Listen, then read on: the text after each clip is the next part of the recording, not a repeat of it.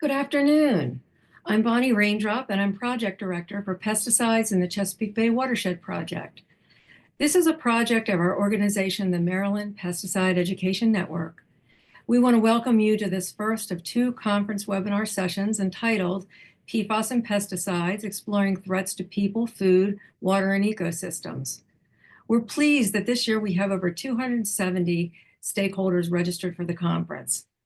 Some of you have been part of this community and have attended these conferences year after year. Some of you are members of the project's working groups and help advance a variety of projects with us. We also have newcomers, and we're especially glad to have you joining the community of stakeholders. You are all experts in your own right, and the collaboration that takes place when we come together, even virtually, advances our understanding of the role pesticides play and how we can work to more effectively limit pesticide impacts. So thank you for being here today. Next.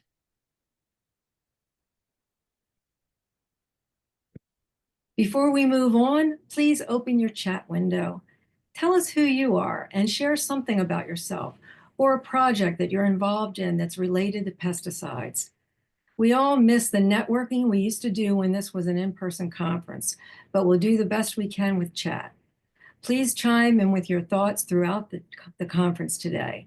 I'll send out the chat transcript for follow-up, and in December, after the last session, you'll get the roster of attendees with their contact information to help you with further networking. We'll also use the Q&A module to pose questions to our presenters. So click on that and type questions in as we go. Whatever we can't get to live, we'll answer in text and send that along with the chat transcript next week. Next. Now I want to turn things over to our conference moderator, Dr. Greg Allen. We are so proud that Greg has been our conference moderator since the project's inception 18 years ago. Greg also co-leads our project's research and data gap working group, and you'll hear more about that. Greg is an environmental scientist at the U.S. Environmental Protection Agency Chesapeake Bay Program Office. He's also chair of the Chesapeake Bay Program's Toxic Contaminants Work Group. For nearly a decade before joining EPA, Greg was in the field and at the analytical chemistry bench analyzing the occurrence of organic contaminants. Greg counts among his most meaningful recognitions a White House Closing the Circle Award, an EPA Gold Medal, and a handwritten thank you note from the Puget Sound Partnership for helping with their pollution reduction strategy. Welcome, Greg. Now I'll turn this over to you. All right, fantastic. Thank you so much, Bonnie. Welcome, everyone, to our 18th conference on pesticides in the Chesapeake Watershed. And we are really excited to be returning to the theme of the intersection between pesticides and PFAS, or per and polyfluoroalkyl substances. And we have an amazing set of speakers both today and in our second session. And many thanks to Bonnie and the team for putting together such a fantastic program.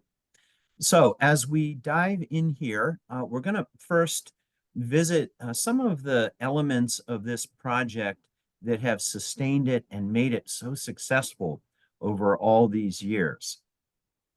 The first thing we'll do is review some values that have guided us along the way. And what I'm going to do is just pause so that you can read these values.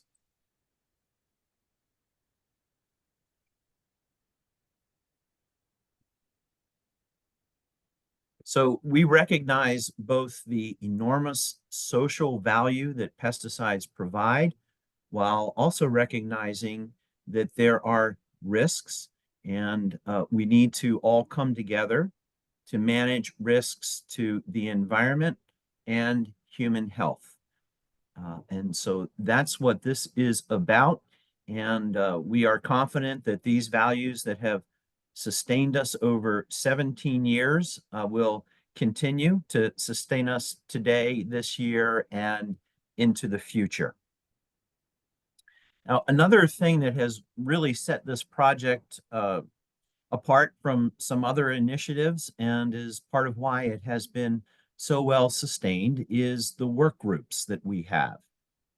So in our project, we have the Research and Data Gaps work group, Sustainable Agriculture, and Healthy Alternatives.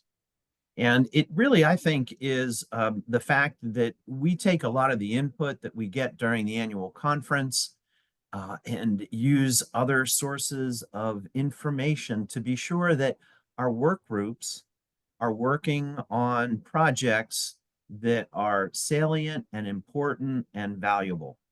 And it's the fact that these groups have produced various guidance documents and analyses and products that I think is another thing that really makes this project special. You'll hear more from these work groups at the next session, do our annual report on progress and future direction. And also our Healthy Alternatives group is in need of some leadership. We are looking at a vacancy there for a facilitator and coordinator. If you're interested in that work, educating the public on pesticide impacts and safer alternatives, well, we would be glad to welcome some leadership for that work group. So our values and the outputs from our work groups, I think, are the things that have really made this project special and sustained us over all of this time. All right. Well, we also like to get our participants talking to one another and maybe even making some new relationships through the project. So we're just getting ourselves warmed up here, and we have a chat question for you. The question is, what are ways that you incorporate sustainable practices into your holiday meals and holiday celebrations? We've got this season coming up here shortly, and we were thinking, there's lots of ways to model good behaviors around this time of the year with some sustainable practices for our holiday celebrations. So we just were interested in sharing some of those. And we'll pause here for a minute so that you can put a response in. How are you making your holidays more sustainable?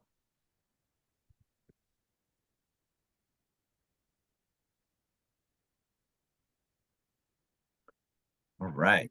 Some really interesting responses coming in here. A lot of fellowship and making donations. I saw some use of organic produce and organic foods. That's great. Going vegetarian. Oh, that's interesting. Growing your own food, knowing that it's organic if you use those practices in your garden. Oh, wow. Yeah, so storage. Trying to use things that are not one-time use.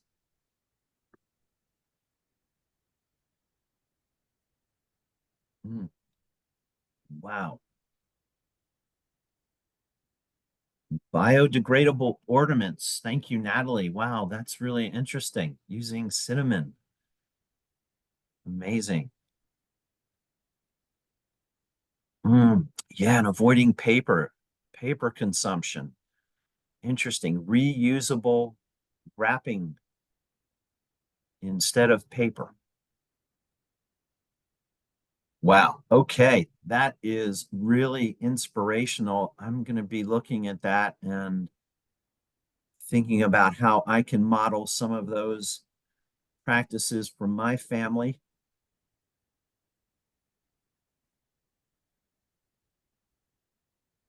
All right. Yeah. Eat local.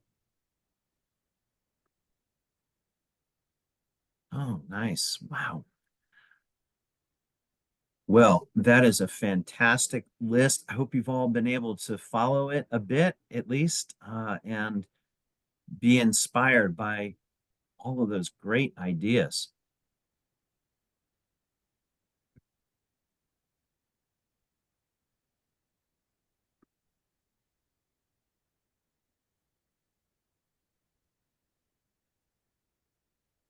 All right. Well, thank you everyone so much for sharing all of that. Let's talk about our program for today. So I'm going to start by giving you a very quick update about things happening at the Chesapeake Bay program. After that, we're going to hear from Dr. Linda Birnbaum on when is a pesticide a PFAS, and then from Dr. Woodward, Emily Woodward, USGS, telling us about a really fascinating study assessing the co-occurrence of pesticides and PFAS in agricultural watersheds. So a great lineup for us this afternoon. And I'd like to start by just giving you an update about some things happening at the Chesapeake Bay program. So we can go to the next slide.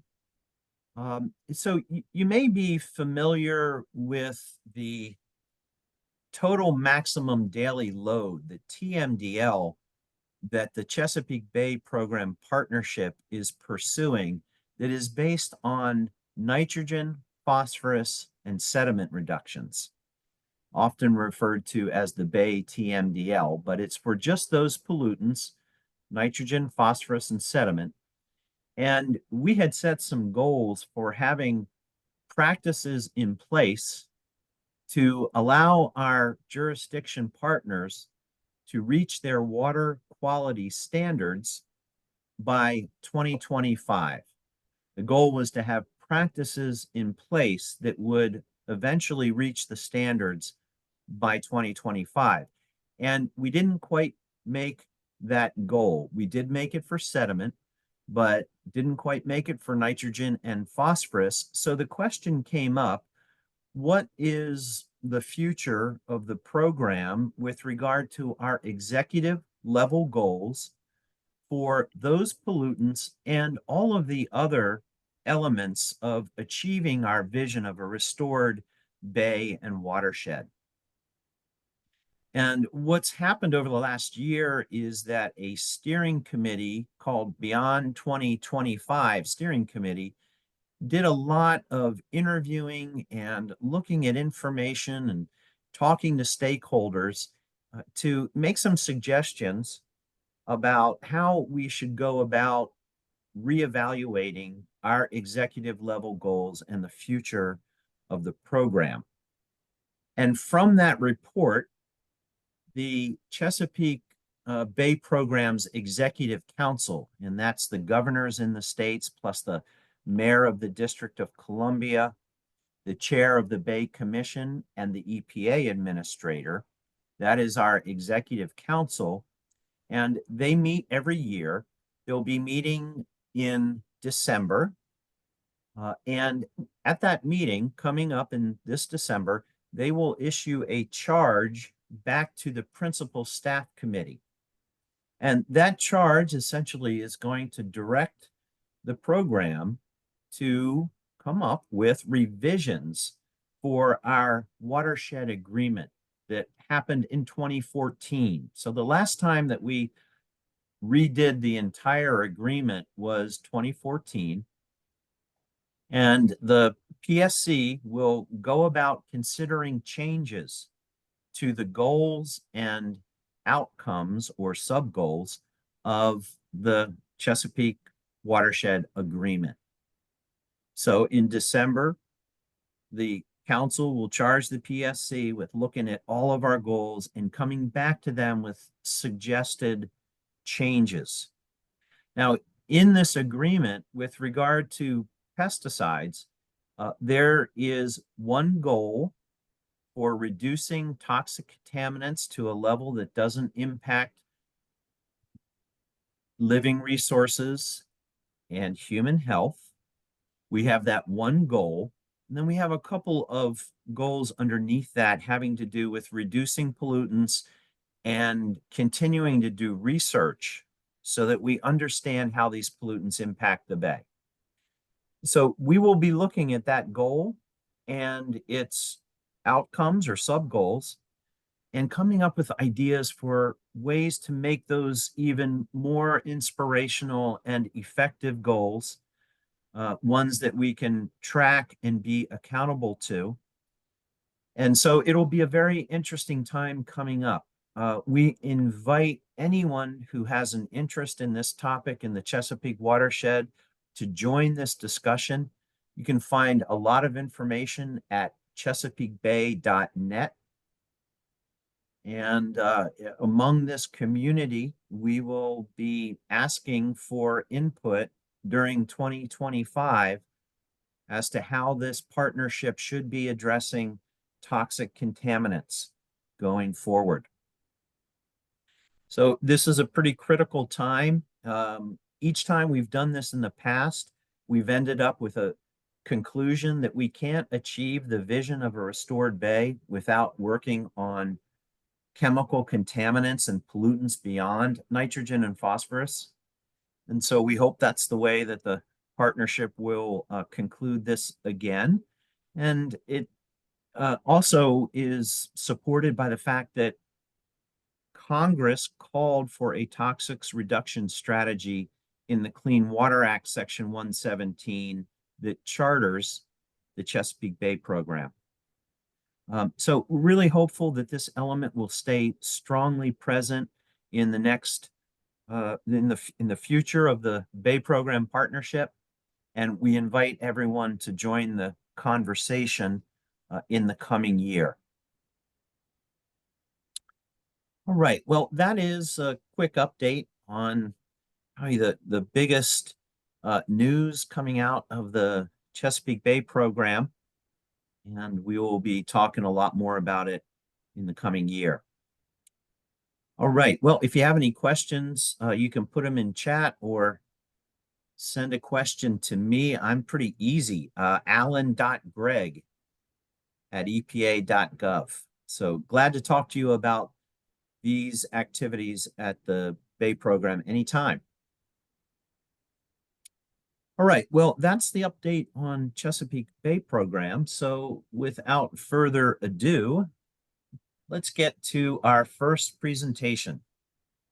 I'm going to introduce today Dr. Linda Birnbaum, and we are thrilled to have Dr. Birnbaum back as our keynote speaker. She's one of the world's leading authorities in the areas of pesticides and PFAS.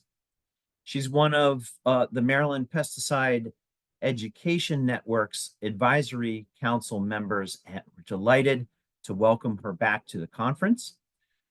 Linda Birnbaum is a PhD, DABT, and ATS, and she's the former director of the National Institute of Environmental Health Sciences at NIH. Also at the National Toxicology Program at NIH. After retirement, she was granted Scientist Emeritus status and still maintains a laboratory.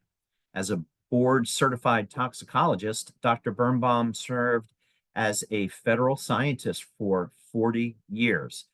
Prior to her appointment at NIEHS in 2009, she spent 19 years at the U.S. Environmental Protection Agency, where she directed a division focusing on environmental health effects.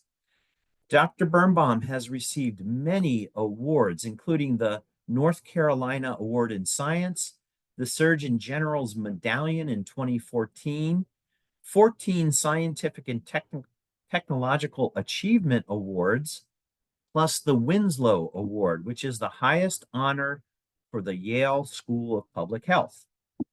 She was elected to the Institute of Medicine of the National Academies and also at the Collegium Ramazzini.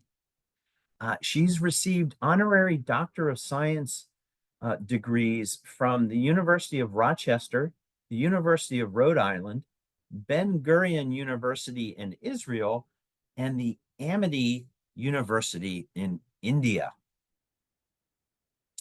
Dr. Birnbaum's own research focuses on the pharmacokinetic behavior of environmental chemicals, mechanisms of action of toxicants, including endocrine disruption, and linking of real-world exposures to health effects. She's currently an adjunct professor at the University of Queensland, the School of Public Health at Yale University, the University of North Carolina at Chapel Hill, as well as at Duke University, where she is a scholar in residence. Wow. All right. Well, a native of New Jersey, Dr. Birnbaum received her MS and PhD in microbiology from the University of Illinois at Urbana-Champaign. Wow. Welcome, Dr. Birnbaum, and thank you for joining us today.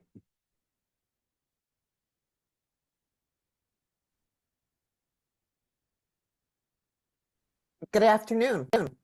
It's really a pleasure for me to be able to meet with you to give you kind of a 101 version of PFAS and when a PFAS is a pesticide at the 18th Annual Pesticides in Chesapeake Bay Conference.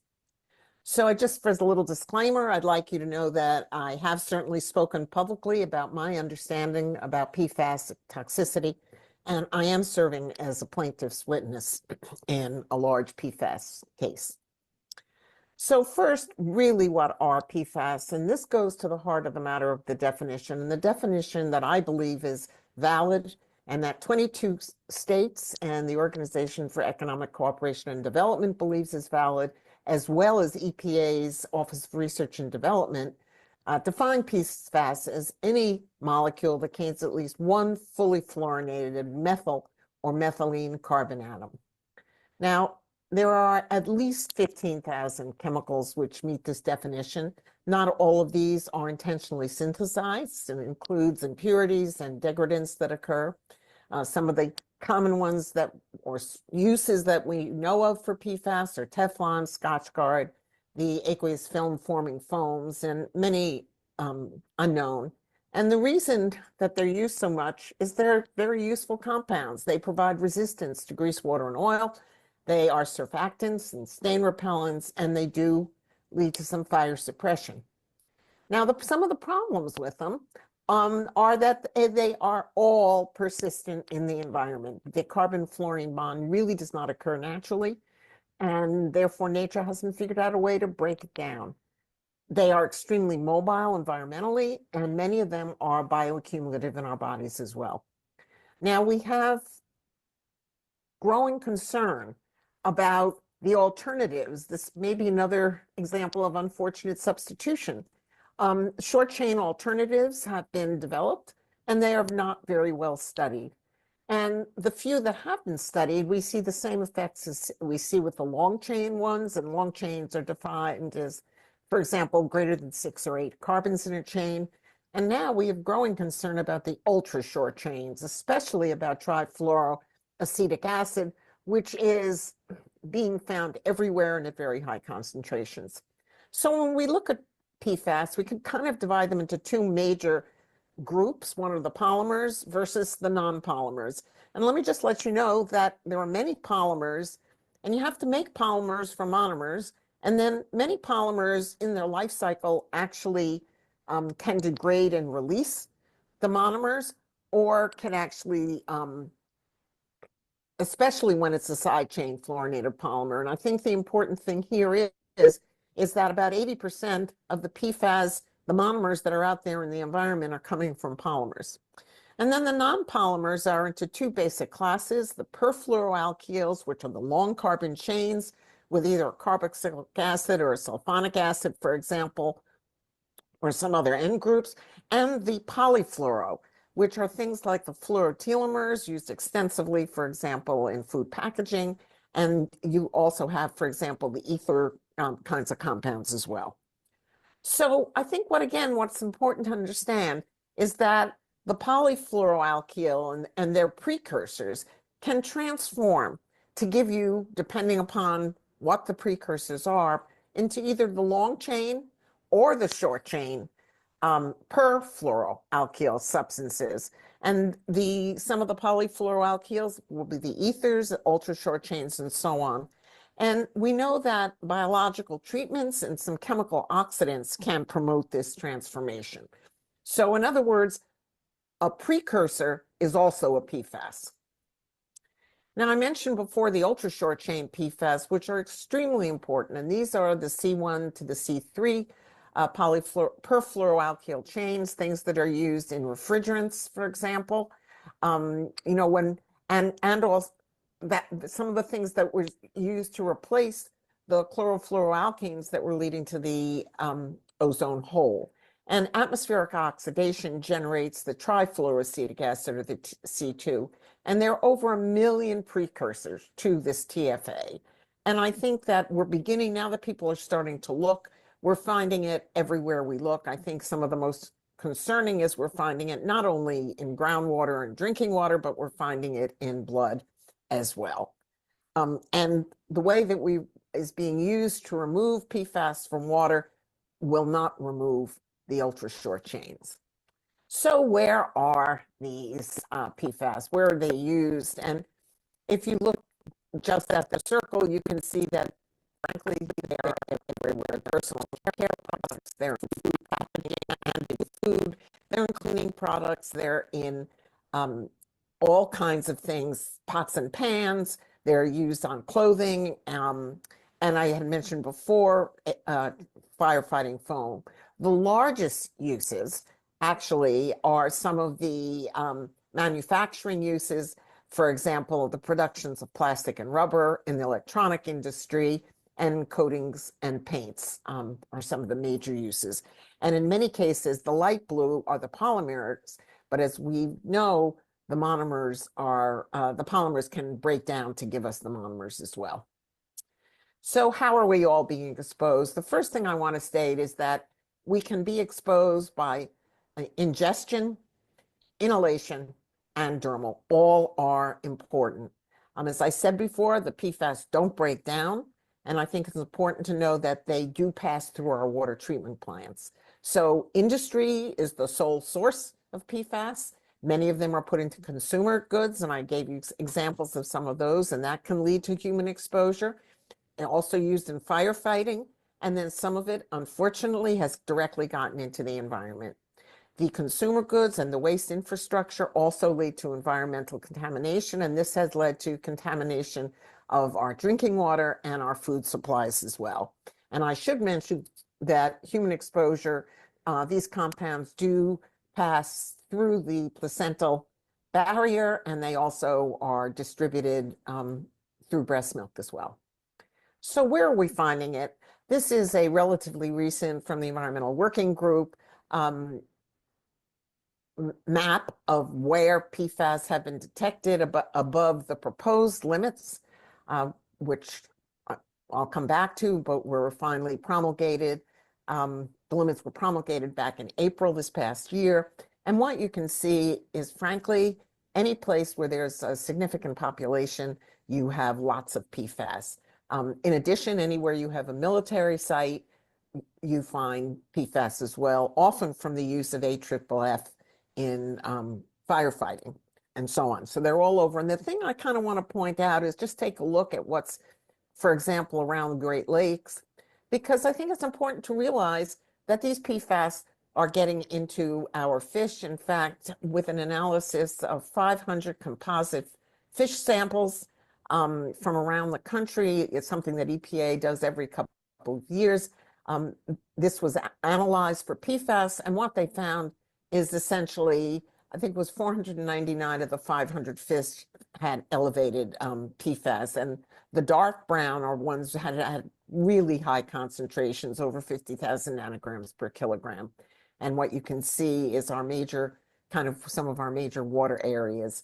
You know, some of the blank areas where you don't see any is because there was no sampling done in those areas. So we also know that PFAS is present, for example, it's not only our freshwater fish, it's also our seafood, and data, for example, from birth cohorts in the Faroe Islands, where many of the people eat whale meat and they have higher levels, or, for example, people who eat shellfish, and this was data off the coast of Massachusetts a couple of years ago, and what you can see is the more shellfish you eat, the higher your PFDA, which is the C10 perfluorocarboxylic acid. Now, that all deals with ingestion, and I'm not showing you the data showing food packaging as a major source, But I think it's important to realize that while our skin is a pretty decent barrier, it's not a complete barrier. And this is some recent data looking at dermal bioavailability using a human skin model. And what you can see is that the shorter the chain, the PFAS chain, the more rapidly it gets absorbed. So the blue is the C3 or C5, I'm sorry, and then you go to the C6, the C7, and the C8. On one side, you have the carboxylic acids, and the other is the sulfonic acid. So this stuff, there is some dermal ability, and when we talk about pesticides, clearly we know that there is an issue about pesticides getting on skin. So also, I mentioned that you can be exposed by inhalation, and I think one thing, this is some data coming actually from California kindergartens, as well as, for examples, clothing stores. And what you can see is the fluorotelomere alcohols, which have been a replacement for PFOA and PFOS, which were largely withdrawn from the market. And what you can see is that there can be very high levels, 500 nanograms per cubic meter, for example, in California kindergartens. And for example, again, we know that pesticides are used, for example, in schools and homes as well. So what are we finding in pesticides?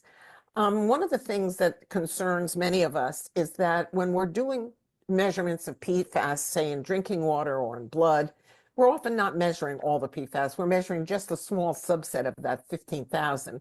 The best analytical chemists may now be routinely measuring 25 or 40, and some can actually measure a couple hundred, but no one is measuring them all. So many people are just measuring the total amount of organofluorine and using that as a surrogate for PFAS.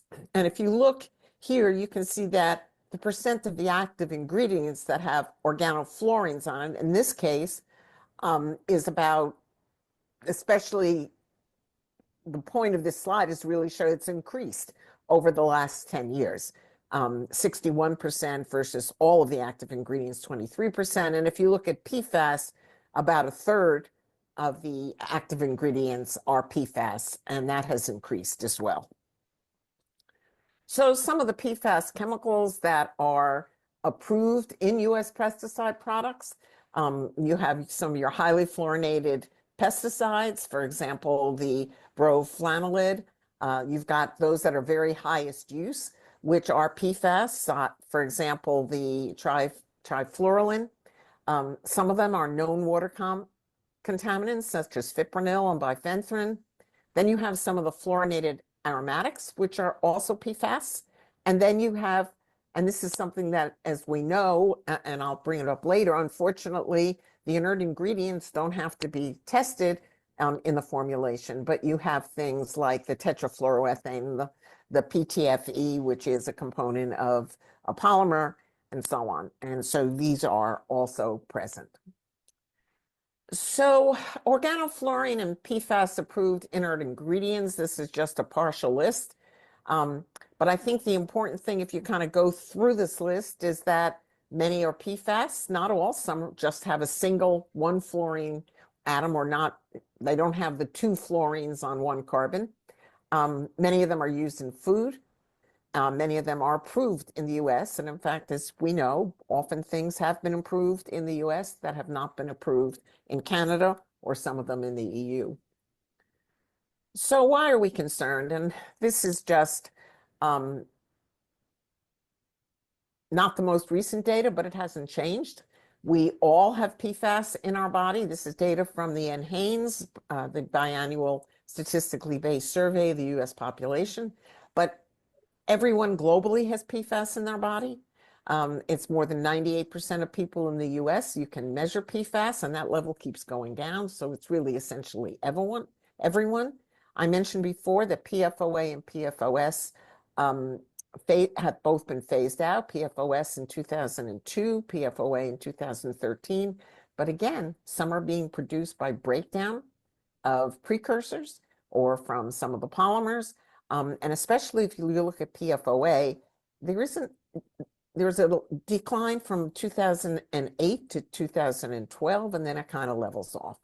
And if you look at some of the other PFAS, there's really no change at all.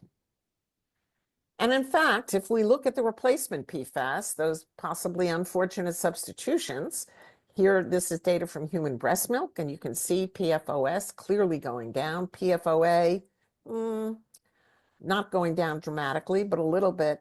But look at the short chain PFAS, the PFBA, the PF, for example, HXA, and so on. What you see is they continue to go up. Very little of them present 25 years ago, 24 years ago, and those levels continue to rise. So why are we concerned? Well, I think here's some of the health concerns. It's important to realize that PFAS were first discovered in the 1930s in the invention of Teflon, and their production really began heavily after World War II. Industry actually failed to publish studies showing adverse effects of PFOA in monkeys, in fact, killed all the monkeys. PFAS were first detected in the serum of workers, actually in the late 70s, and that was not reported to EPA. There was evidence from the industry studies that PFOA caused cancer in rodents. And again, by 1998, 3M finally notified EPA that they were finding, and they knew this in 1975, that they found that, in fact, samples from US blood donors, in other words, the general population, had PFAS. And then in 2012, I think one of the most concerning things that came out was that there were reports of impacts on the immune system. DuPont scientists raised some concerns about the health risks of PFAS in an internal document. And then they had concerns at DuPont about birth defects in children born to women. In fact, women were removed from the Teflon production line after this was noted. I think what was important, there was a class action lawsuit that some of you may have heard about that was issued in 2001, and it eventually led to a huge class settlement that led to the very large C8 study, which was basically a study looking at PFAS and PFOA in near West Virginia and Ohio, near the DuPont plant. And in 2009, DuPont spun off Chemours, and Chemours started making Gen-X as a PFOA substitute. And then again, more data started coming out about the contamination of the Cape Fear River near where I live with Gen-X. So PFAS don't do just one thing. They are multi-system toxicants. You give me a physiological system, and it's likely there will be evidence that PFAS disrupts it in animal studies, in mechanistic studies, and in human observational studies, the epidemiology. So it's clear that PFAS perturbs the thyroid hormone system, as well as the estrogen and the androgen systems and metabolism. It impacts the kidney, being both nephrotoxic as well as increased risk of kidney cancer and testicular cancer. Impacts on the immune system, both suppression of the immune system as well as an increased autoimmunity. Impacts the liver with liver toxicity and an increased much elevation in low density lipoproteins, so cholesterol essentially being of concern. Impacts the pancreas, and growing evidence that it has an impact, for example, on neurodevelopment. How this happens is it's a very complicated scheme. In other words, this is not a simple one compound, one mechanism. That activates a family of nuclear receptors called the PPARs, and there are at least 3, if not 4 PPARs, different PPARs found in different tissues, and it activates many of them. PFAS also bind to lots of other receptors, sometimes activating, sometimes inhibiting, the androgen receptor, the estrogen receptors, CAR, PXR, FXR. There's data that it may interfere with 10 to 14 different nuclear receptors. It can block fatty acid transport, and it interferes with mitochondria, which are the energy factory of the cell. So there's some key research questions we have. For example, I mentioned before this issue of total organic fluorine. Are we measuring 90% of what's in our sample or 10%? And I think the data from human serum is indicating that in many cases, we're only measuring at most, say, 30% of what's in our samples. And depending upon your drinking water or your food sample, again, the amount of that we're actually measuring of PFAS can be fairly small. How do we get rid of PFAS? And I'll come back to that in a minute. I think we're going to have to start asking compounds about where are the chemicals really needed. Can we find safer alternatives? And then we have to have this whole issue. We don't want any more unfortunate substitution. We need to know our substitutes are safe before we use them. The royal we, I was one of the authors, proposed a few years ago that PFAS should be looked at as a class or at least a number of subclasses. There is no way to test all the PFAS, and the National Academies strongly said that an approach that uses subclasses is scientifically justifiable. So how we get rid of PFAS, there's no safe way currently to dispose of PFAS at scale. You can filter out most of the longer chain PFAS from drinking water, but it doesn't, as I said before, get rid of the ultra short chains. And then the question is, what do you do with the contaminated filters? You put them in a landfill. We all know there are issues that not only volatilization from landfills, but leachate. Many efforts are underway to find safe and destructive technology. Some of this has been achieved on a laboratory scale, but nothing in the field. Given this, it seems to me we really have to turn off the tap, and it was sure nice if the polluter paid the cost. So in November of 2021, Michael Regan, the administrator of EPA, announced EPA's strategic roadmap goals that involved research into the development and innovation to understand the toxicities of both human and ecological effects and interventions. We needed to, and they've begun to restrict, to prevent PFAS from contaminating the environment and people, and then remediate it. And all of EPA's programs office is not just, we mainly hear about water, but not just air, water, land, toxics, research and development have specific actions.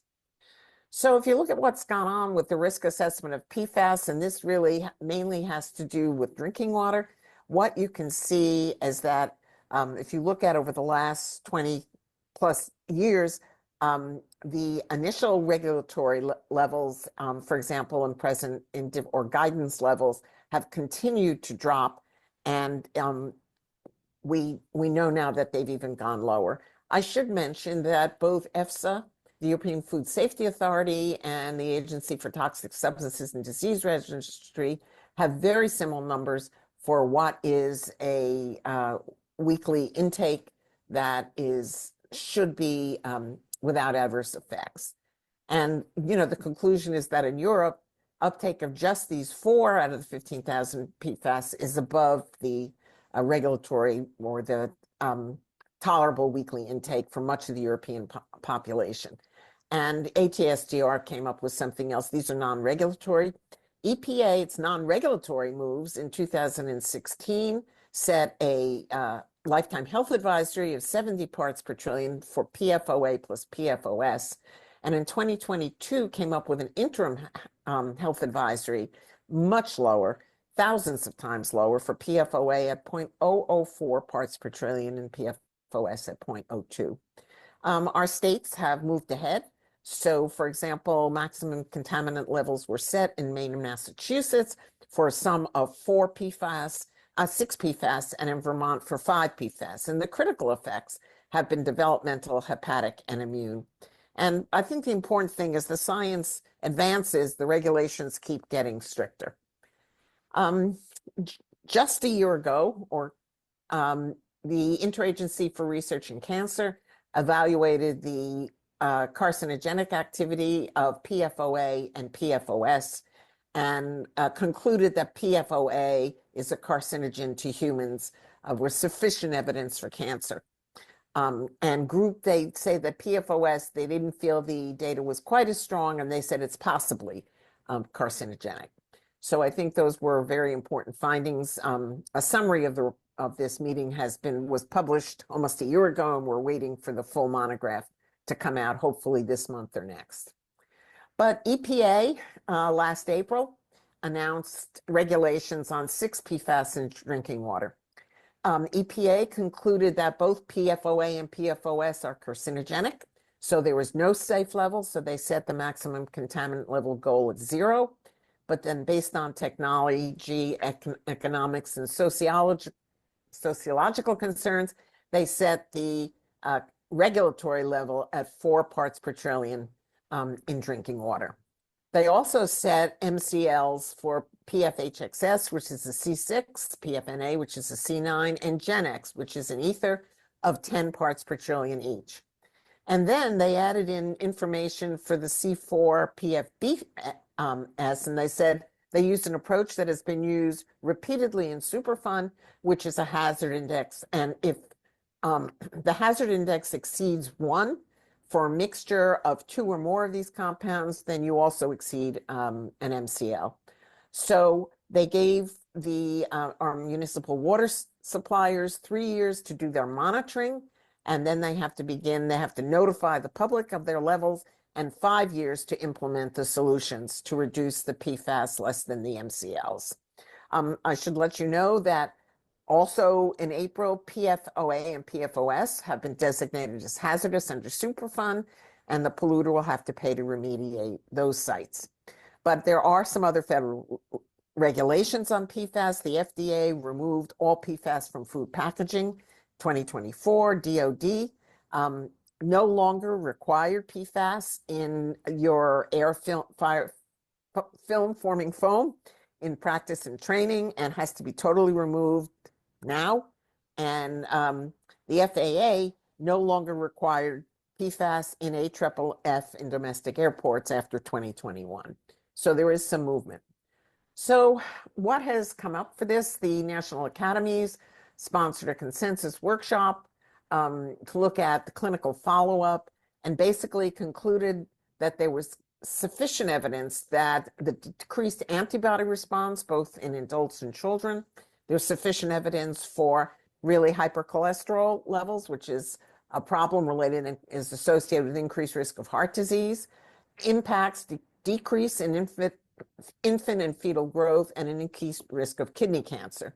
They felt the evidence wasn't as strong yet, and I should say this report was issued in 2022, and the work for it was actually completed in 2021. There's a lot of data coming out since then, but they did see where there was evidence for increase in breast cancer, the liver enzyme alterations, pregnancy-induced hypertension, testicular cancer in men, thyroid disease, and autoimmunity seen as ulcerative colitis.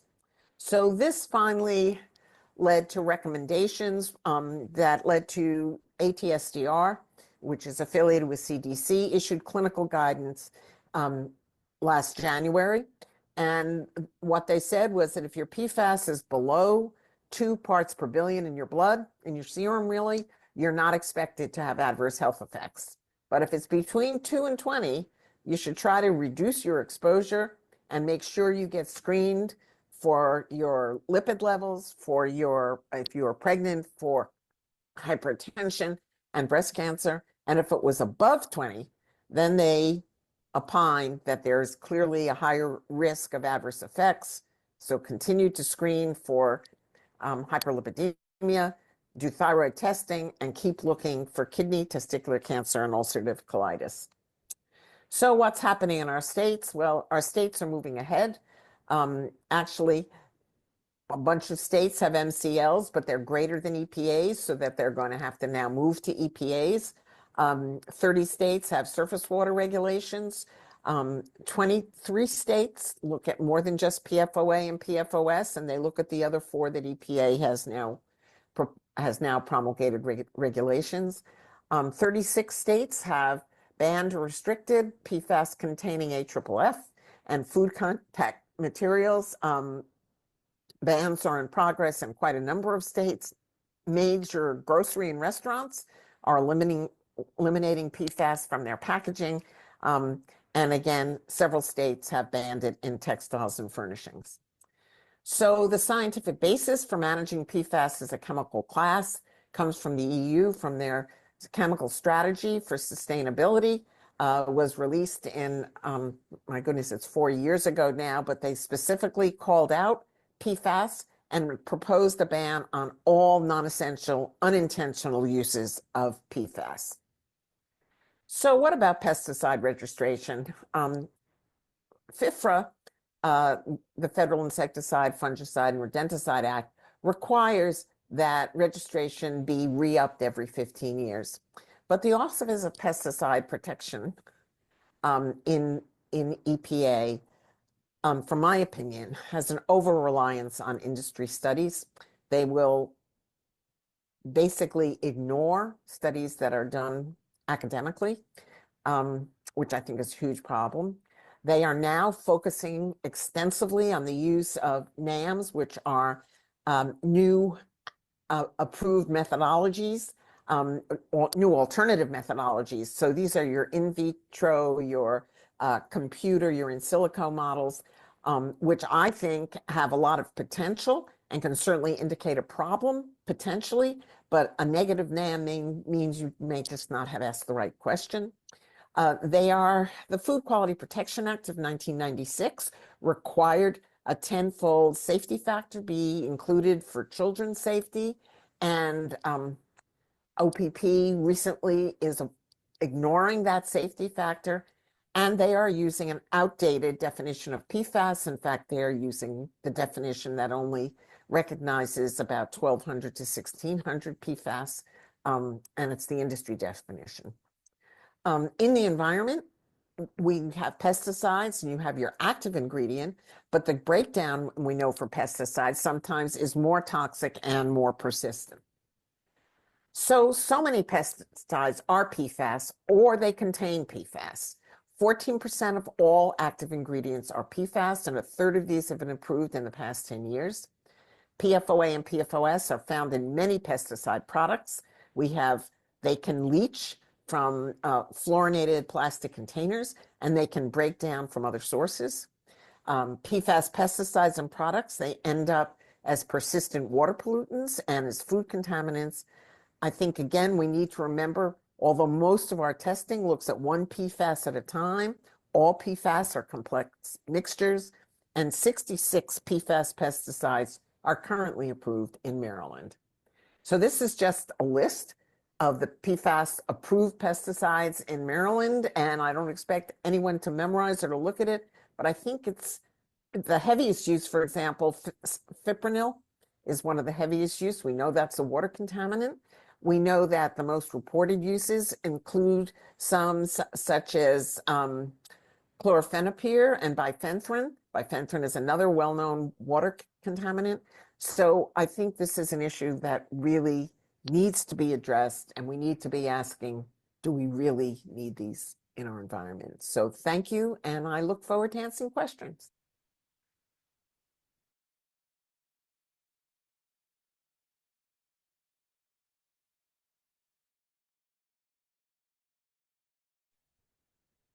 All right. Wow. Thank you so much, Dr. Birnbaum.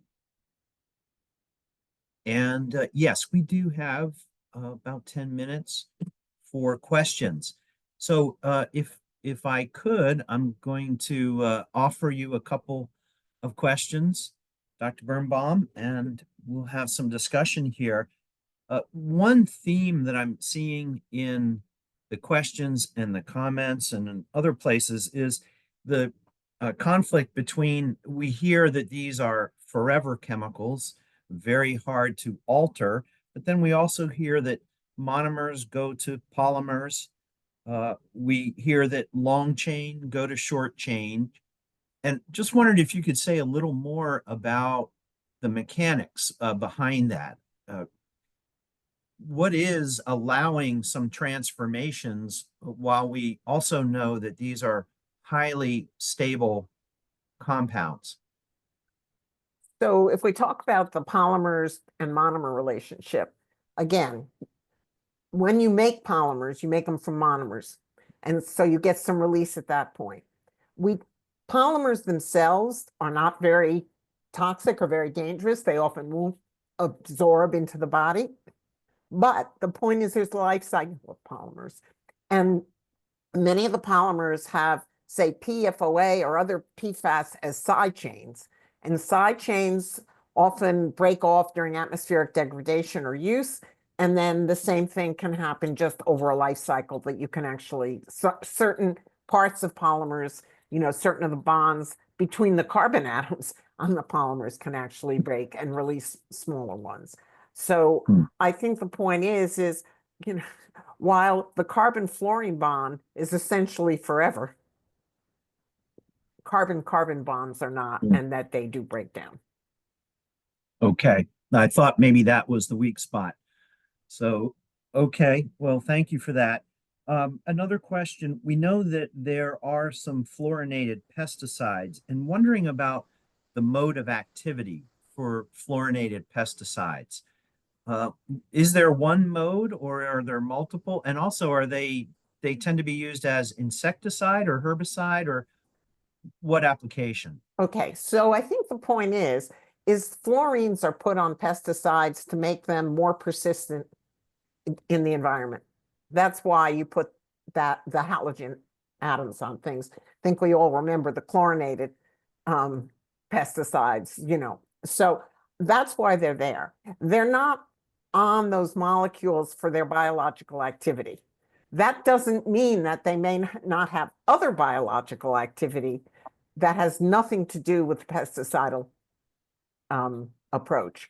So I think the point is that the fluorines are on pesticides to cause them to last longer, and that over time, as those pesticides, and I think it's important to remember that many pesticides undergo transformation in the environment, for example, but the products are sometimes more toxic than the initial pesticide as well. Yeah, we know that from other pesticides like atrazine, that the degradates can be still quite toxic. Okay, well, great. Thanks for that. One more question here. You mentioned that for pesticide products, PFAS can come into the picture either as adjuvants, active ingredients, or from the container. Are you aware of any estimates of the relative amounts from each of those sources? What's the biggest problem among those in terms of quantity? Greg, I don't really know the quantity, except that I know that the relative amount may differ by pesticide. So some of your pesticides, which are present, like say fipronil, which is very, very heavily used, or bifenthrin or something, are very heavily used. The fact that there's lots of the pesticide being used may be the driver. For some of the pesticides which have much less use, then in some of those cases, the inerts or the adjuvants or what's coming from the container may play a bigger role in the environment. Okay. Interesting. Okay, and some other questions here in Q&A, and we won't be able to get to all of them, so maybe you can continue to help us with a few. There are a few questions about the definition of PFAS and the differing definitions that EPA is using and OEDC is using. Just, I guess, wondering how problematic that is. I'd love to see EPA get rid of its stovepipes and only use one definition. But the Office of Research and Development has using the same definition that OECD does and at least 22 states use. Unfortunately, the Office of Pesticides and Toxics uses a much more restricted definition. And where that's going to shake out, I don't know, but I think scientifically, the broader definition is accurate. And that's the OEDC. OECD. Oh, I'm sorry. OECD Yeah. definition, right. Okay. And I should say, over time, the OECD definition has evolved, to continually incorporate more multiply fluorinated compounds into the definition. Okay. All right, great. Well, as a last question here, what are your recommendations for the most important things for this community of people that are mostly in the Chesapeake Bay watershed to be pursuing more research on, maybe even jumping forward to some management actions to reduce risk? What do you think is most important from either a research or management perspective for us to be working on? Well, I think I'll take the management first because realistically, we already know that the fish in the Chesapeake Bay, many of them are highly contaminated. And there is some data that people who eat a lot of fish around the Chesapeake have elevated levels, as high as certainly in the above 20 parts per billion range, which is where active monitoring and surveillance is essential. So I think it's really important that we try to avoid adding to the burden that already exists in the environment. In other words, when you have contaminated sediments, there's not a heck of a lot you can do. But we certainly, at least from my perspective, it's time to turn off the tap and stop adding these compounds. So with 66 PFAS pesticides, maybe all of those aren't really needed. Maybe there are alternatives, safe alternatives. And I would stress that let's not just jump from something we know is a problem to something we just haven't studied. So it may be that an appropriate research is to look for other solutions to the pesticide problem.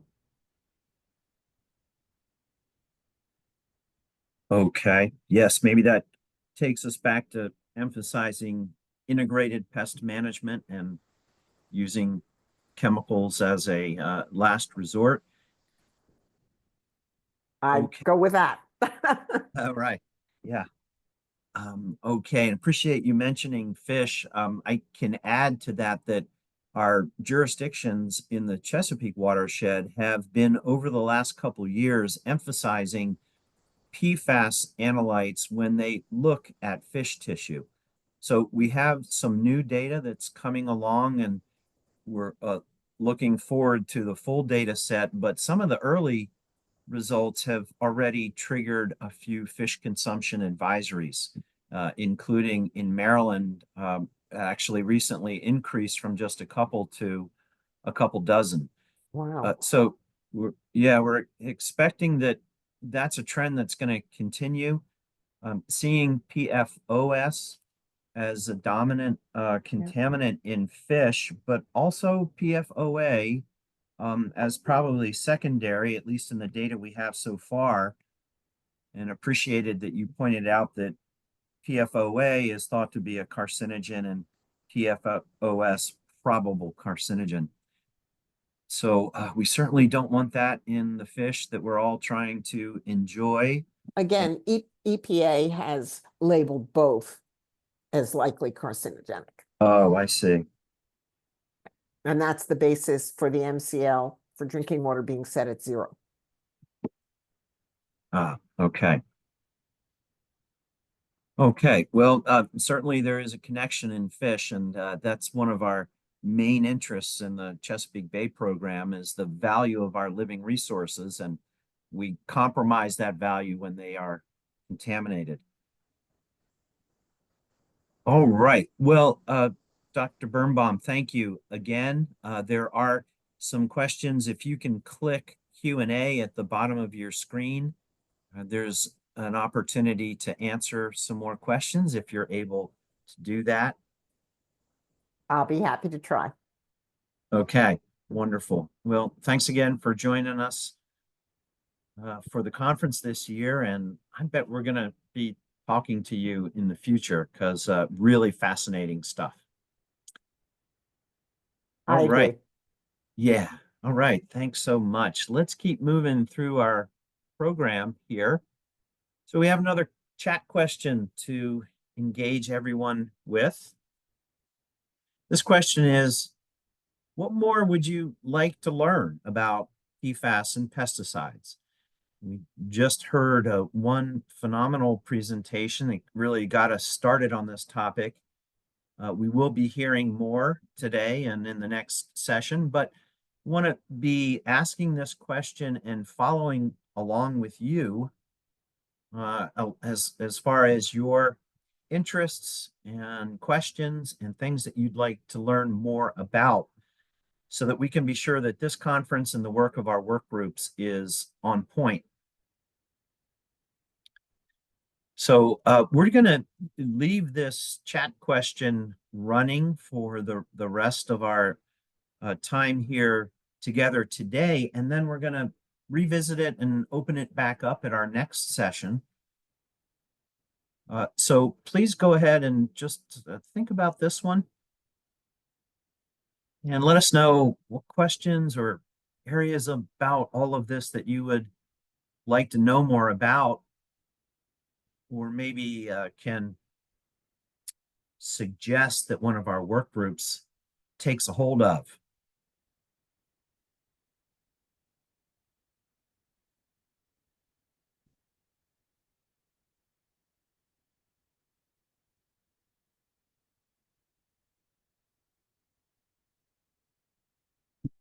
All right. Wow. A lot of good thoughts already coming in here about synergistic effects, how the pesticide registration process considers this toxicology,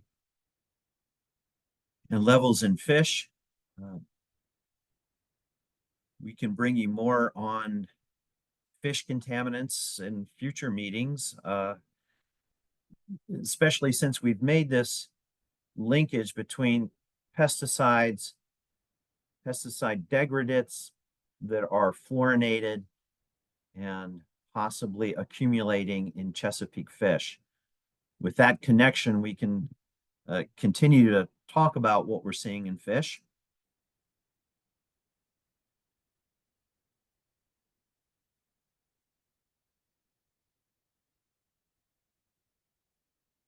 And folks asking about concentrations in the environment, and that is something that we'll be hearing a little bit about in our next presentation.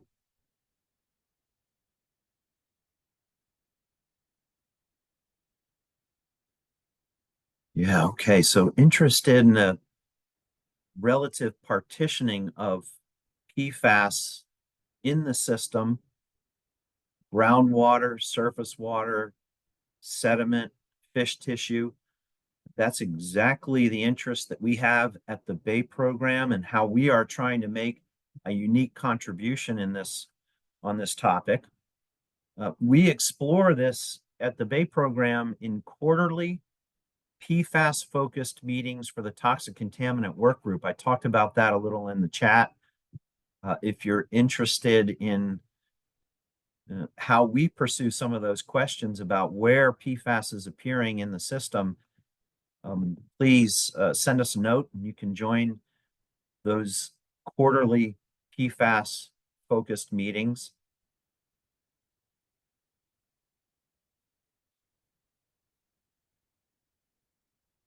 Hey, yeah, also some interest here in how PFAS is appearing in us, in our blood. And we're going to hear more about that as well, because there is a study underway that Maryland Pesticide Education Network is involved in. All right, well, those are some really very interesting thoughts there. We're going to keep looking at this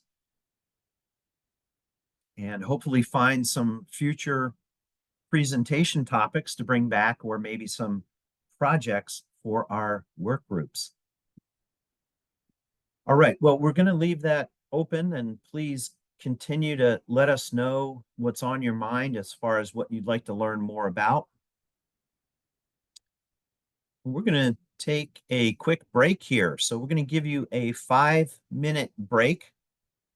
So we'll be back at 4:49 Eastern Time.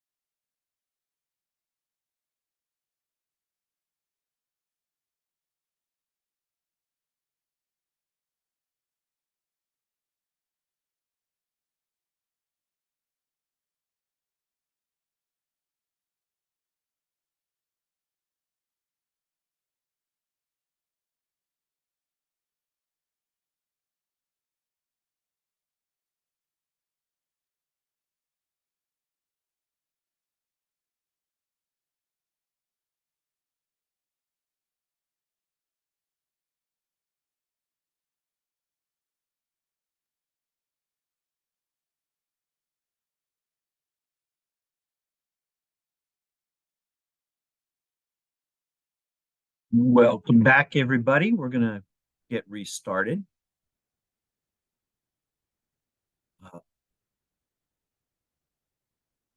We appreciate the sponsors that support the Maryland Pesticide Education Network staffing. That is really what helps make this conference possible.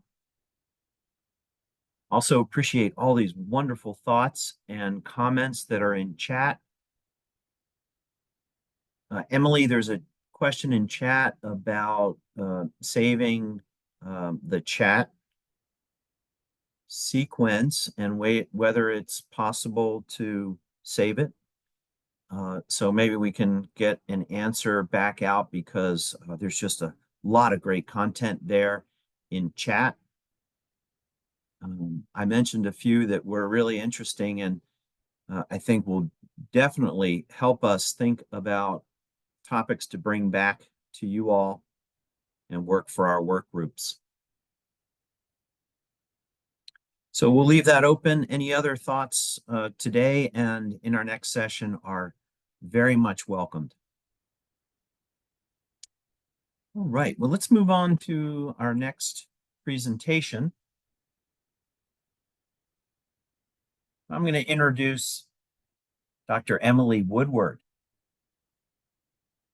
Dr. Woodward is a research physical scientist at the USGS, the U.S. Geological Survey. Her research focuses on the fate and transport of emerging contaminants in the environment. Emily has a BA in Geology and Environmental Science from the University of Akron and an MS in Soil Science and a PhD in Soil Science and Biogeochemistry from Pennsylvania State University. Emily started her career at the USGS California Water Science Center in 2016, working on research related to pesticide and nutrient transport in agricultural systems. In 2021, Emily moved back east and joined the Pennsylvania Water Science Center at their Pittsburgh field office. Her research on soil and water quality now spans beyond pesticides and nutrients and includes per and polyfluoroalkyl substances, or PFAS. She and her colleagues at USGS are trying to determine the fate of PFAS in Pennsylvania surface waters, also potential sources of PFAS in Pennsylvania, and potential environmental health effects. We're very pleased to welcome Emily.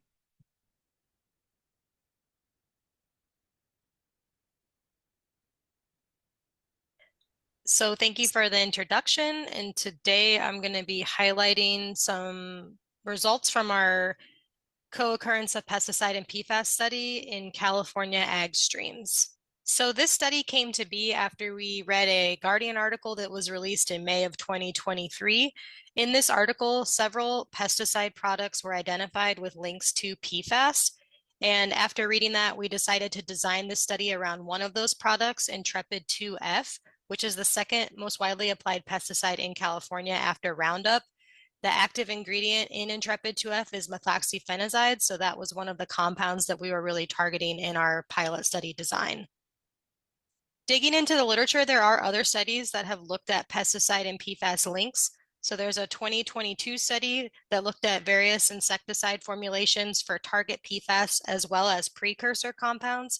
Precursor compounds are compounds that oxidize in the environment to our target PFAS, or what we call terminal PFAS. And then more recently, there was an article in Environmental Health Perspectives that identified multiple pesticide products with links to PFAS. The Intrepid 2F product was named, which was our focus one from the Guardian article, as well as several other pesticide products. In this article, they talked about various sources of PFAS. So our traditional line of thinking was that the PFAS were coming from the fluorinated containers, but this article also suggested potential sources such as the active ingredients and inert ingredients, and then adjuvants, solvents, and potentially manufacturing byproducts.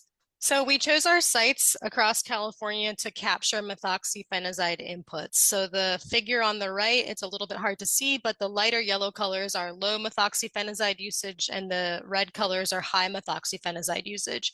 So we chose 5 sites in the Sacramento Valley and 5 sites in the San Joaquin Valley that were around these high methoxyfenazide application points. And another thing with our site selection was that we were really trying to isolate ag inputs and minimize urban inputs. So while our sites were chosen based on methoxyfenazide, we likely captured other pesticide products because we were capturing various crop types. So rice, nuts, tomatoes, alfalfa, and row crops. Our sites represent surface water streams as well as several ag drainages.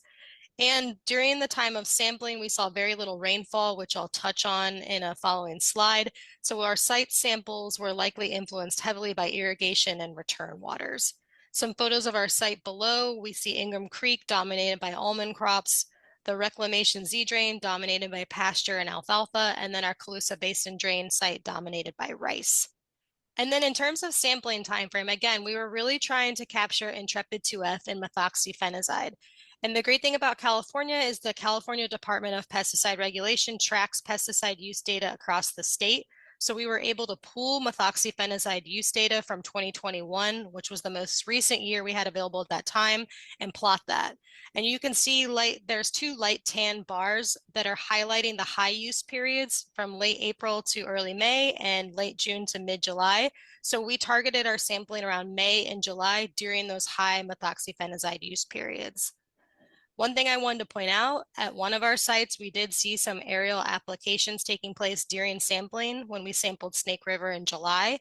This might explain some results we're going to see later, but maybe not. It's just something we wanted to consider when we're interpreting results. So in terms of surface water sampling, we followed USGS protocols. We used a weighted bottle sampler. We do a clean hands, dirty hands procedure, especially for PFAS. And it's important to point out that the USGS has tested all of the materials that were used for PFAS to ensure that we're not contaminating our sample with, say, a certain type of plastic container. We collected 2 ml polypropylene tubes half filled for our PFAS analysis, and then 1 liter amber glass bottles for the pesticide analysis. We did do 2 replicates and 2 field blanks as part of the study as well. So for analyses, our pesticides were analyzed at the Organic Chemistry Research Lab in Sacramento, California, following a published USGS method that's linked on this slide. It's 180 plus compounds, and that pesticide analysis goes through GCM-SMS and LCM-SMS. For PFAS, we did a target analysis at the National Water Quality Laboratory. It's around 60 compounds total, and that was run on an LCM-SMS. So I wanted to talk about the hydrology around the time of sampling. I think this is really important to point out especially when we go to do interpretation. So at our Sacramento Valley sites in the north, there was no precipitation the 24 hours leading up to our May sampling and no precipitation the 24 hours leading up to our July sampling. In the San Joaquin Valley sites in the south, there was some precipitation before the main sampling, which is highlighted in the blue table, but you can see for all sites, it's less than an inch per site. And we had very little rainfall leading up to the sampling, so likely this small amount, this less than an inch, went into the soil and there was very little runoff actually occurring. And then in July, there was no precipitation before sampling in the San Joaquin Valley sites. And the reason I want to point this out is, again, what we're seeing with our results are probably more influenced by irrigation and ag return waters than, say, rainfall runoff. And to further drive that point home, this is a hydrograph of Del Porto Creek upstream of the site we sampled along Del Porto Creek, but you can see there's a gray bar there that's highlighting our sampling window, and we are operating under these base flow conditions. So again, base flow, little rainfall, little runoff, a lot of irrigation, ag return water influencing our results. So the next 4 to 5 slides are going to highlight some of the pesticide results. So again, we analyzed these surface waters for, I said 180 plus, it's exactly 190 compounds. We detected 69 unique compounds across all sites and samples, and 3 compounds in particular had 100% detection frequency: azoxystrobin, which is a fungicide, tebuconazole, also a fungicide, and then methoxyfenazide, an insecticide, which is encouraging because that was that compound that we were really trying to target with our sampling. The maximum concentrations for all three of these compounds occurred at Mustang Creek, and that's also where we saw the highest concentration in the study, 782 nanograms per liter for fluxapyroxide. And Mustang Creek is in the San Joaquin Valley. I circled it in red on the map. And then there are some photos highlighting this site, and you can see that it's really like an ag drainage ditch. So we decided to break the pesticide results down by class into fungicide, herbicide, and insecticide. We detected 20 unique fungicides, 28 unique herbicides, and 18 unique insecticides. Now the sites are arranged from left to right. The northern sites on the left, the Sacramento Valley sites, and then the San Joaquin Valley sites are on the right. So those northern sites are highlighted in a light blue, and the San Joaquin Valley sites are highlighted in a light green. And you can see that there are some differences between the two valleys. So the Sacramento Valley sites have a little bit more dominance by the herbicides versus the San Joaquin Valley sites have a little more dominance by the fungicides. And this is likely relating to crop type. So those Sacramento Valley sites have a lot of rice, versus the San Joaquin Valley sites are a mix or dominated by nuts. So that's something we're going to explore further as we work through the data analysis. So the next slide I want to highlight are methoxyphenazide results. So again, this was our target compound when we designed the study.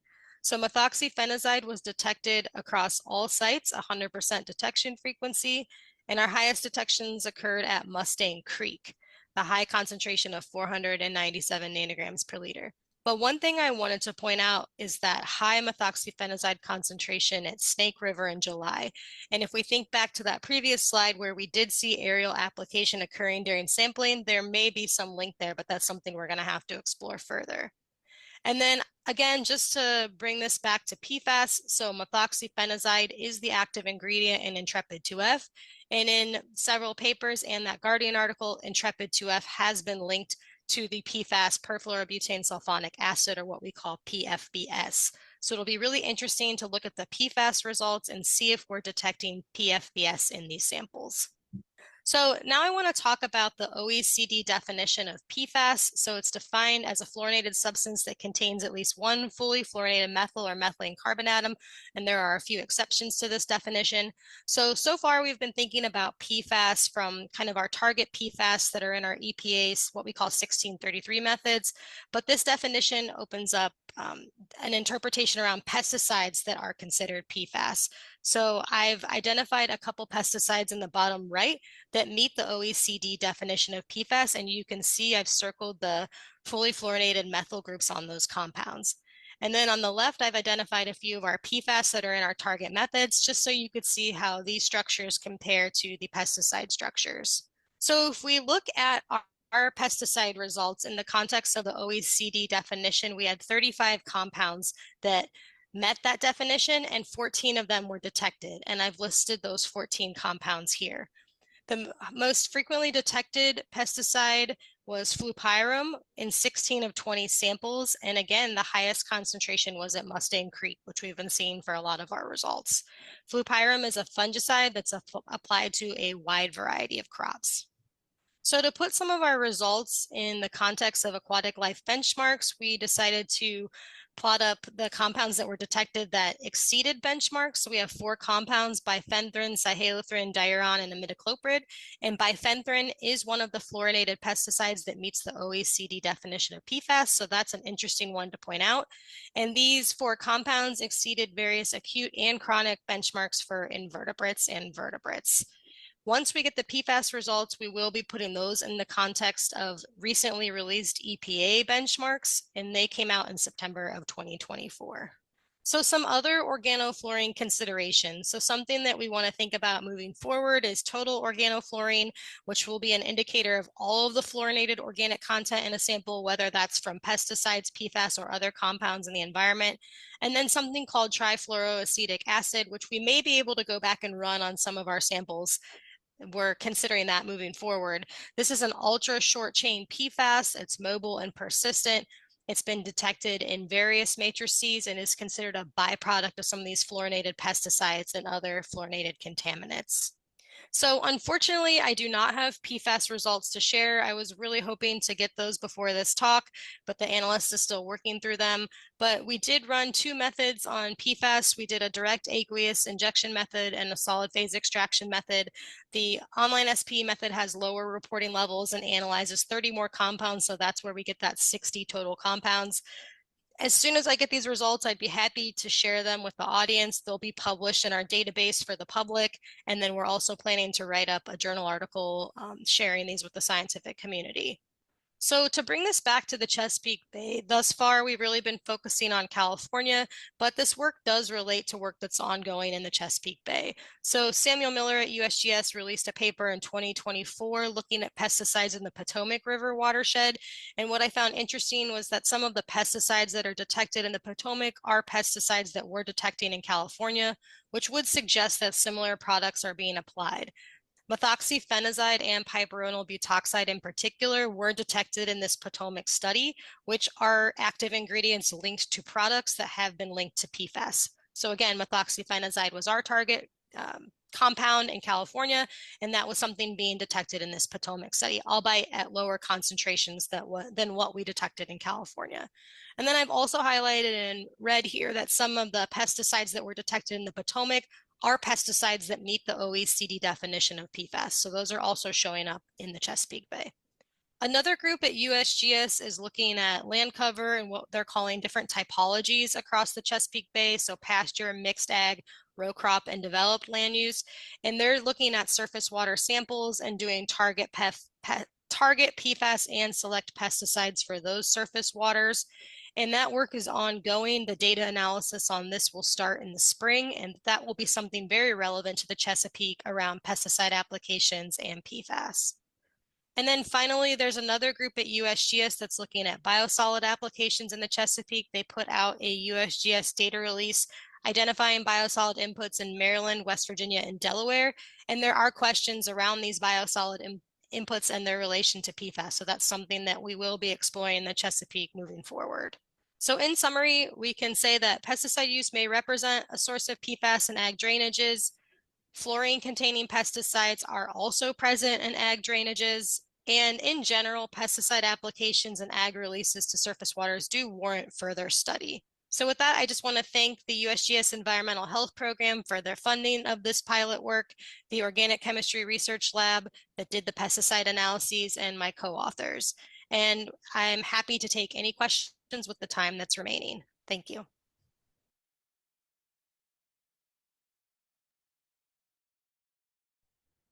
Thank you very, very much, Emily. Fascinating work. Looking forward to those PFAS results for sure. In the meantime, we have time for a couple questions. And so we'll pull one or more from the Q&A list. But before that, I just wanted to ask, you mentioned that you used the California's available application data to help design your study and target sampling locations. Were those also places where biosolids are being applied? Are biosolids used in California as soil amendments? And in those places where we had data on usage, do we know whether there was also biosolids application? That's a really good question, and I am not sure if the pesticide reporting database does track biosolid applications. That would be something I'd have to look into. I know in general, tracking biosolid applications is challenging, and especially rates and what type of biosolids are being applied. I know we've been considering that here in Pennsylvania, and we'd really like to do more work around that. And I think the hardest part is just finding out where it's being applied and at what rate. So I didn't check that for the DPR database site, but it's something I could look into. I think there's a lot of just questions around that in general. And I know there might be other folks at USGS that have better answers to that are specifically working on the biosolid question. Mm. Yeah, okay, well, thank you. Right, it is a super dynamic specific issue right now, and partly because we're seeing tragic consequences at farms around the country, and we all have an interest in healthy food and healthy farms.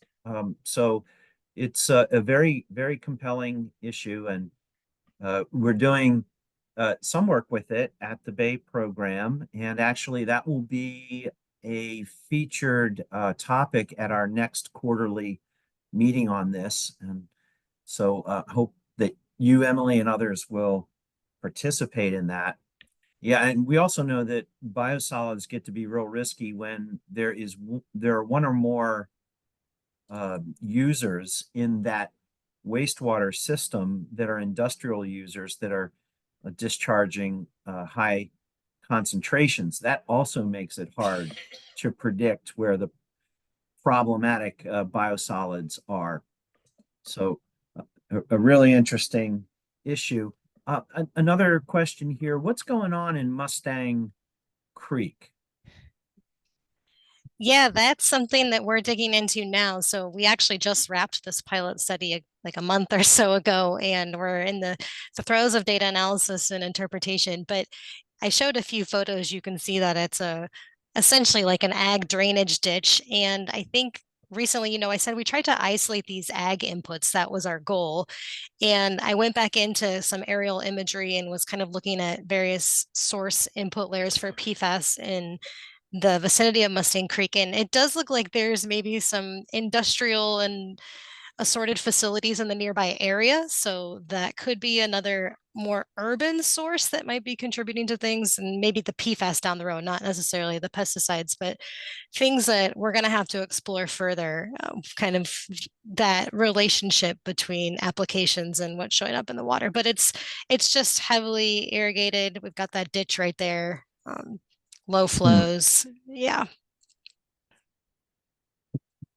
Okay, well, that's really interesting. We see data like that and track down sources. It's a red flag that that's a place to go looking for sources. And even though the science on PFAS is still unfolding and the setting of criteria, particularly federal criteria, is still unfolding, I guess there's no time like the present to be thinking about sources. And if we can find them and start working to fix them, just all the better. So when we see data like that and shows one larger concentration, one larger source, it's interesting to see what the story is there. Mm-hmm. So, okay, well, we'll look forward to hearing about that as well, and the data for PFAS.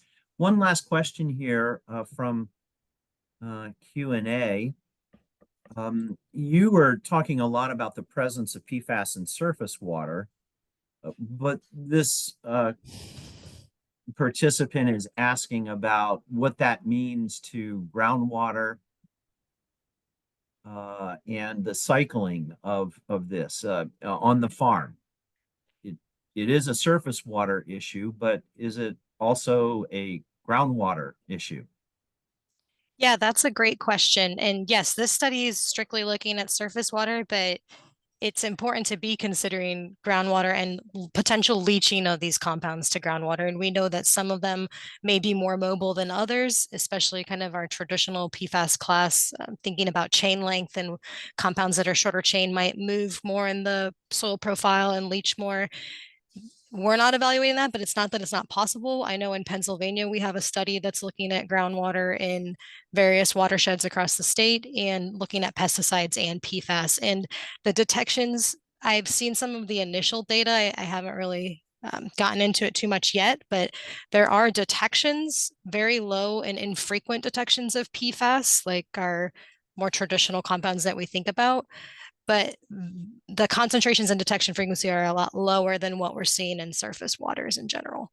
But so this focused on surface water, but there is the potential for leaching to groundwater, yes. And that's something we are looking at within Pennsylvania groundwaters and will be looking at in other studies. Okay, excellent. Yeah, well, and from some of the stories that we hear across the country, we know that groundwater then is used on farms for irrigating crops and feeding and watering livestock. So the groundwater element definitely adds to the concern for healthy farms. Definitely. Okay. Well, that is awesome. I think we're just about up to our time here, Emily. So thank you. And you've given us a bit of a teaser for future data. And we're going to look forward to that and hopefully have you back again. Yes, definitely. Thank you. All right.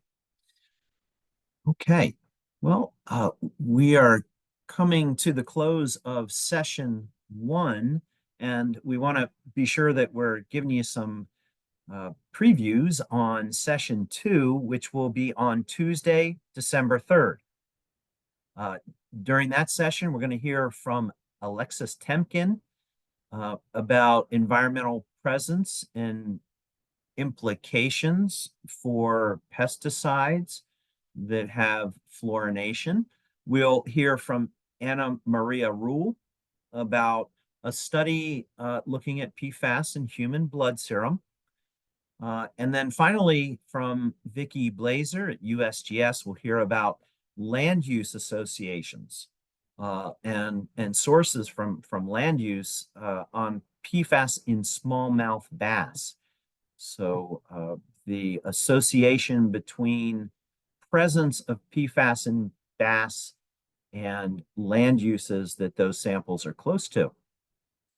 So we'll get even further into this issue about PFAS, fluorinated pesticides, conversion, and where we're seeing these pollutants appear in the ecological system and in human systems. So that is our session 2, Tuesday, December 3rd, and really hope that you will join us. We'll also hear that day from our work groups. Each year we give an update on work that's been completed and thoughts about future direction for our work groups, and particularly hopefully using some of the input that you all have given us today. So we want to thank our speakers again, and I'm going to hand this back to Bonnie. Hi again. We sure hope that you enjoyed today's program and that it gave you some new information to inform your work, maybe a new connection to some of our other stakeholders. This slide will link you to the pesticide in the Chesapeake Bay Watershed webpage. And we'd really like you to visit and check out more about the project. We are always looking for participants who would like to join our work groups, and you'll get an invitation to do so after the second conference. We also have our flagship mdpestnet.org website, which has just hundreds and hundreds of resources there for healthy alternatives as well as research. We have our goorganicnow.org website, which is a great place to find all kinds of tips and resources for incorporating more organic choices into our lifestyle. And then we have our saferdisinfectants.org website, which is a great place to go to check on disinfectants that you may be using, or if you want to look for what the safer disinfectants are and where they can be used. It's just a great database that will help you make better choices in terms of safer disinfectants. And next, lastly, we just want to remind you that we're going to be sending you a survey link. I think Sean's putting it into the chat right now, which you can hit that. And in a matter of just a couple quick minutes, give us some feedback about what you thought of this program, how maybe we could improve upon it. We're always looking for your feedback. And we'll also send this link out to you in email and ask that everybody chime in with whatever thoughts they have on that. So thank you so much for joining us today. And we hope to see you Tuesday, December 3rd at 10 a.m. and wish you all to have a wonderful Thanksgiving holiday. Bye-bye.